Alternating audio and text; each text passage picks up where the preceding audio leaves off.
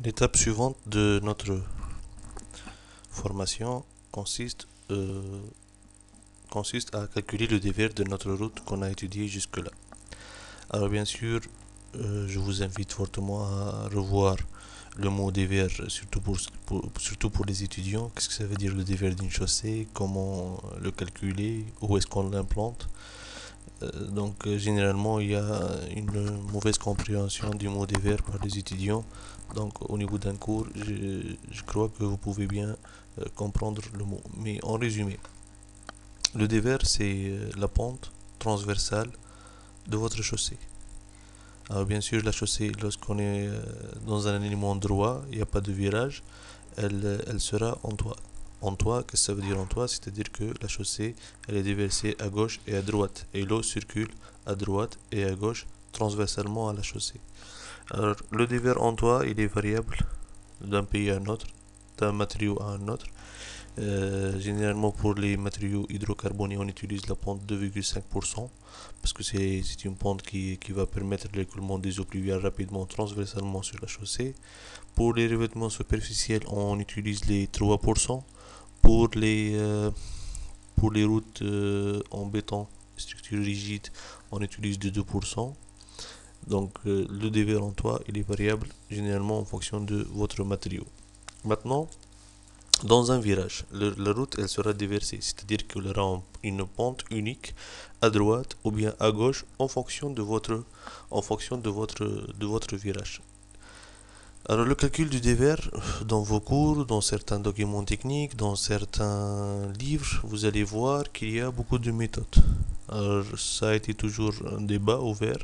Qu'est-ce qu'on utilise surtout pour les pays nord-africains comme dévers? Alors certains utilisent les normes françaises, telles que l'ARP qui est devant vous. Certains utilisent certains documents techniques euh, qu'ils ont fait en fait, tels que le livre de Alain Fréré. Certains utilisent des cours, les cours qu'ils ont eu à l'école pour calculer le dévers. Certains ont des formules qu'ils ont utilisées dans la période de l'ICTARN, ils continuent à les utiliser.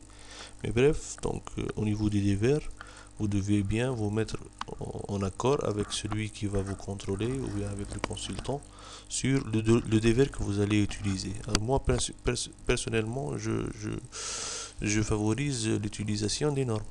Si on va dimensionner une autoroute, nous avons l'ICTAL. Si on va dimensionner une route régionale ou bien une route nationale, nous avons l'ARP. Si nous allons dimensionner, calculer le dévers d'une route express ou bien d'une voie rapide, on peut utiliser l'Ictavru. Donc il y a les normes, il y a les méthodes sont là. Encore faut-il les connaître, savoir les utiliser et aussi convaincre celui qui va vous contrôler à les utiliser. Alors, au niveau de l'ARP, j'ai voulu vous montrer les différentes tables de dévers qui se trouvent en annexe. Au niveau du dévers, il y a pour la catégorie R60, pour le R80 et le T80.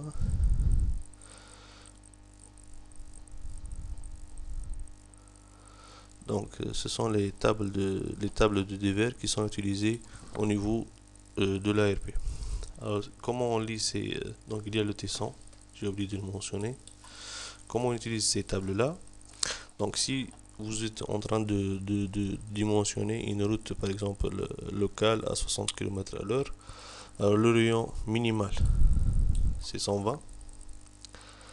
Donc, le dévers, il faut préciser que c'est un, c'est un, c'est une valeur qui dépend, premièrement, du type de la route, deuxièmement, de la vitesse de référence, troisièmement, du rayon de l'axe en plan. Donc, si vous avez déjà conçu votre axe en plan, vous pouvez directement calculer le dévers, hein. Il n'y a pas de, il y a pas de besoin de faire des calculs de terrain ou bien des profils en pour voir le dévers. Le dévers, il est calculé directement sur l'axe en plan. Alors, au niveau d'une route R60, le rayon minimal au-dessous de lequel on ne peut plus descendre, c'est 120. Le sens du dévers vers l'intérieur du virage, bien sûr. Et la valeur du dévers, c'est 7%. Entre 120 et 450 mètres, vous avez la formule 0,86 plus 736,4 sur le rayon du virage. À partir de 450 le dévers devient constant 2,5% dans un seul sens. Entre 450 et 600, c'est toujours la même valeur, 2,5% comme 450. Au-delà de 600, on a un dévers en toit, 2,5, 2,5. Donc le virage n'est plus déversé. Donc vous avez un rayon non déversé de 600, un rayon minimal déversé 450 et un rayon minimal absolu 120. Vous pouvez les retrouver dans les tableaux de vos cours de route. Et ainsi de suite pour le calcul du dévers selon les différents types de routes et vitesse de référence. Alors bien sûr, pour implanter ce dévers là, par exemple 7%, on ne va pas passer d'un dévers en toit directement au virage à 7%, on va faire ça progressivement et c'est là que l'on retrouve l'utilité des clotoïdes. Donc les clotoïdes, elles vont permettre de faire une introduction progressive de votre dévers, d'un dévers en toit vers un dévers unique dans un seul sens sur une longueur donnée. Nous avons vu déjà une formule dans notre formation pour calculer la longueur de la clotoïde. Donc vous devez l'implanter entre la droite et le cercle. Sinon au niveau de l'ARP, il donne bien les longueurs des clotoïdes, si je me rappelle bien. On passe ici. Peut-être que c'est au niveau du tracé en plan.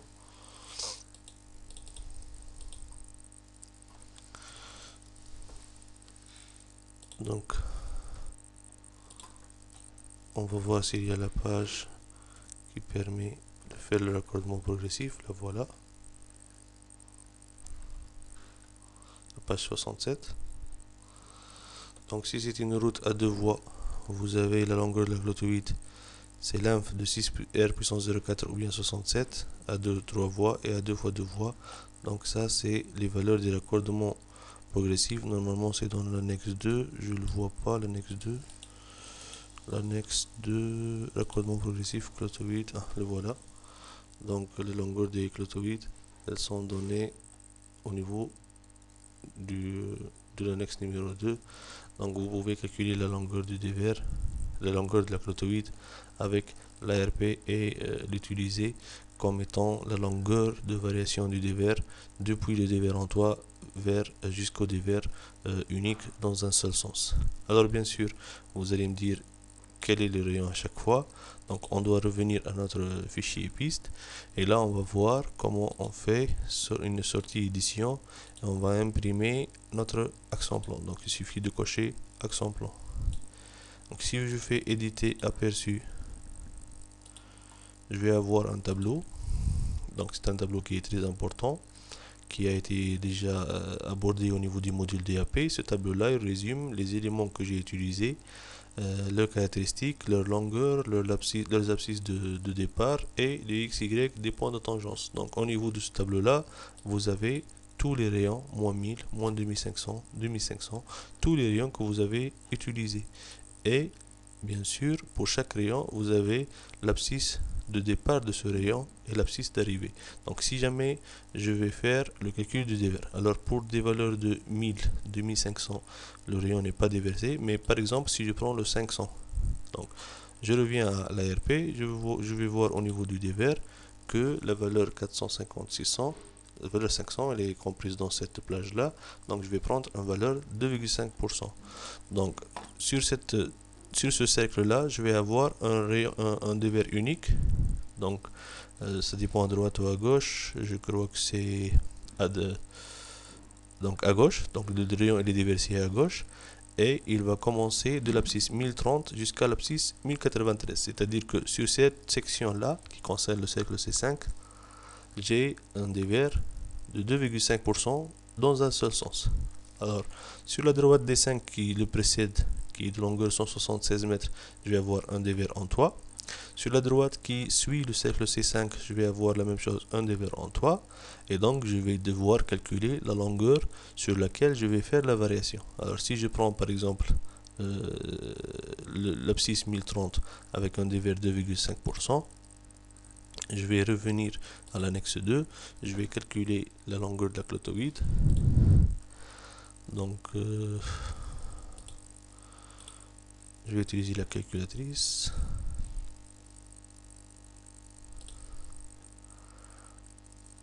R, donc 500 à la puissance 0,4 multiplié par 6.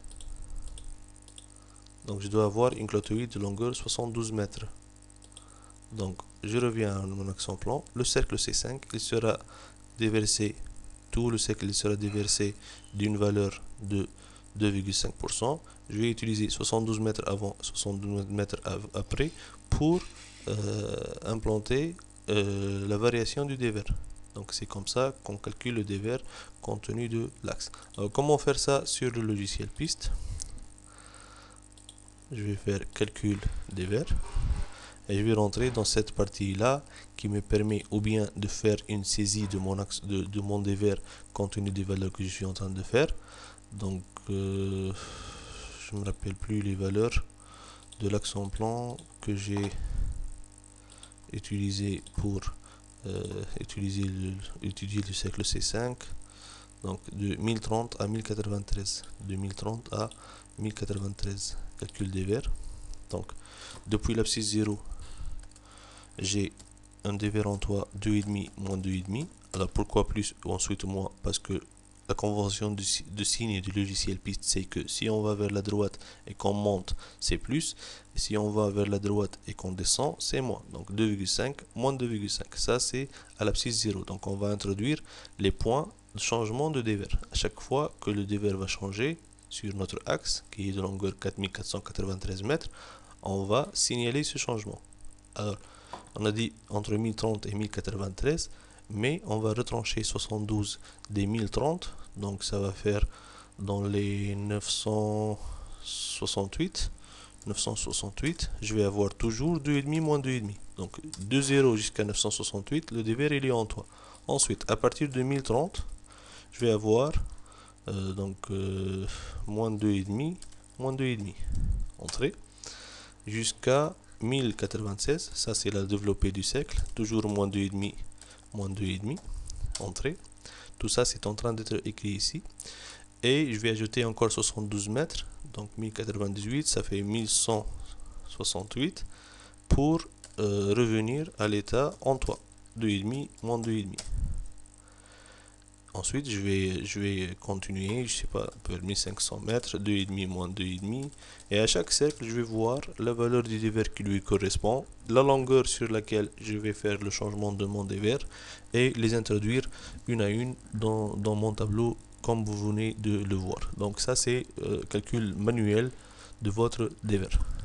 Mais personnellement, j'utilise beaucoup les calculs automatiques. Pourquoi? Parce que dans le logiciel piste, justement, on a créé des tables à cette fin-là pour calculer le dévers automatiquement selon la norme voulue. Donc si je fais calcul recherche automatique, là, je vais avoir ICTAL, je vais avoir les R60, R80 et T100. Et pourquoi pas utiliser ces tables-là pour faire le calcul. Ou bien on peut même créer notre propre table. Donc table dévers modifiée. Par exemple, je vais choisir le R60 à deux voies. Donc vous voyez le 450, vous voyez le 120. Et donc entre 450 et 600, nous avons 2,5, 2,5. Donc vous voyez que S60 à deux voies, ça a été établi au niveau du logiciel piste pour permettre ce calcul de dévers automatiquement. Donc les valeurs qu'on a vues sur la norme, on les retrouve ici. Donc on peut utiliser cette table-là pour le calcul de dévers. Ou bien on peut changer son nom et introduire les valeurs qui nous semble bon, hein. Donc les valeurs que nous avons calculées manuellement grâce à un livre, grâce à une norme, vous pouvez changer ces valeurs là et créer votre propre table de dévers qui permet de calculer ce dévers là. Alors moi par exemple, je me suis rappelé que j'ai créé une table de dévers. Donc cette table de dévers là, je l'ai appelée Nelout, c'est le nom du projet. Donc j'ai limité le dévers maximum à 5%. J'ai introduit les valeurs que je vais utiliser pour assurer le dévers dans les courbes compte tenu de certaines normes américaines, hein, parce que c'est un projet en Libye. Donc on peut utiliser ça. Donc je fais calcul automatique, je vais utiliser NLOOT. Donc il me demande d'enregistrer le module DVT. Alors là, il me dit sur quelle zone vous faites varier le dévers. Alors si vous voulez choisir la longueur minimum, donc une longueur minimum choisie par le logiciel selon les normes pour implanter le clôtoïde, vous pouvez utiliser ça. Sinon, si jamais vous avez introduit des longueurs de clôtoïde qui sont supérieures à celles données par les normes, on peut utiliser ces clôtoïdes là pour implanter le dévers. Alors je vais prendre la longueur des clôtoïdes et donc là vous avez à l'abscisse 0, 2, moins 2, à l'abscisse 37,4, moins 2, moins 2, à l'abscisse 40, moins 20. Donc là, j'ai beaucoup de rayons, et donc le calcul a été fait automatiquement compte tenu du dévers et des courbes que j'ai utilisées sur mon axe. Alors bien sûr, ça, ce ne sont pas les profils en travers, ça, ce sont des abscisses particuliers qui représentent les points de tangence entre des droites et des cercles, dont les cercles sont de dévers, des cercles qui sont déversés. Donc pour appliquer ça, donc attention, c'est la page affichée ici 1 sur 3. Alors en faisant page down, vous pouvez passer à 2 sur 3 et 3 sur 3 pour voir toutes les valeurs de dévers et vérifier votre dévers, et pourquoi pas essayer de changer une par la valeur que vous choisissez, hein. Donc vous venez de voir que si ici j'ai changé en moins 2, donc vous pouvez cliquer sur n'importe quelle valeur, la changer et faire entrer, et elle sera recorrigée. Alors pour appliquer ça, ce que je viens de dire, appliquer ça au niveau des profils en travers, je fais calculer, et donc vous avez une table qui résume les profils en travers, les abscisses curviligne, le dévers gauche et à droite qui a été calculé. Donc si vous me posez la question entre 160 qui est 2 moins 2 et 751 2 moins 2, qu'est-ce qu'il a fait?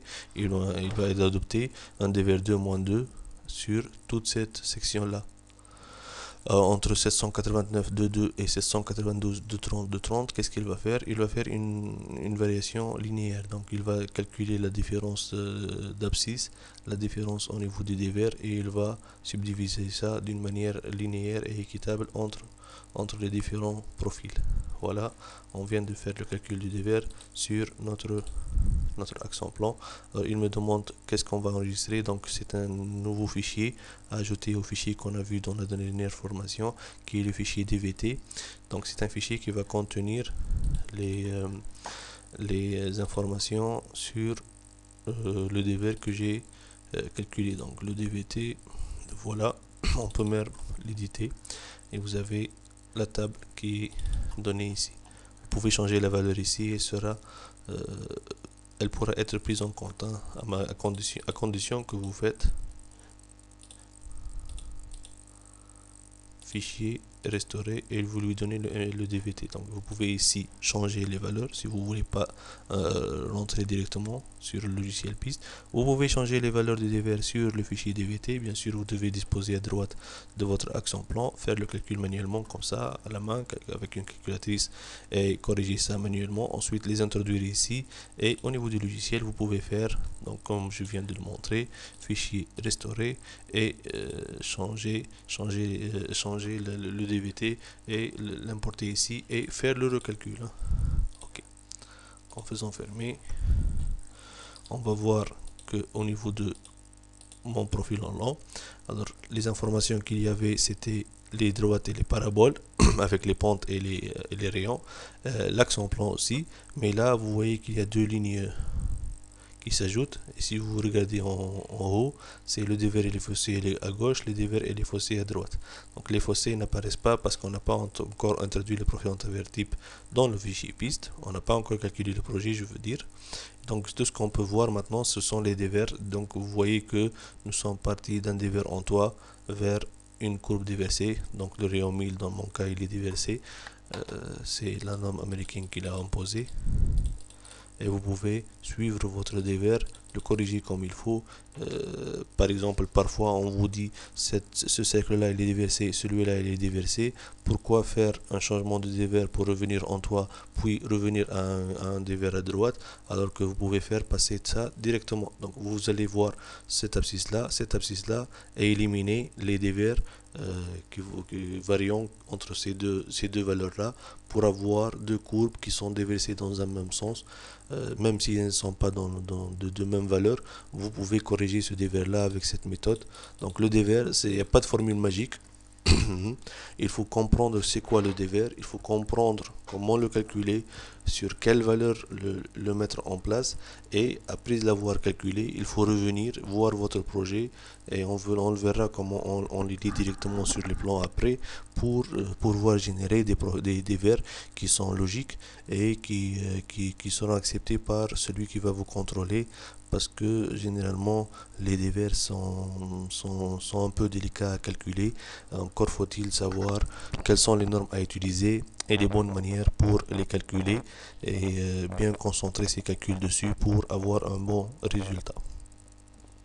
Voilà, ça c'est concernant le dévers et il a été pris au niveau du fichier piste grâce à un calcul automatique, et vous pouvez ensuite faire un calcul manuel pour vérifier. Créer les tables que vous voulez, donc calcul des vers. Il y a outil table des vers, vous pouvez faire une nouvelle table carrément, vous l'appelez comme vous voulez et vous remplissez les valeurs.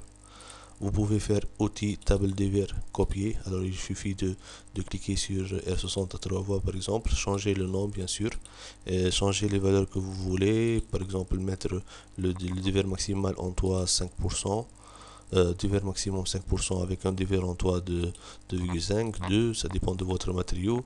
Donc vous pouvez faire beaucoup de modifications au niveau de ces tables là. Utiliser celles de les normes, utiliser des tables calculées à la main.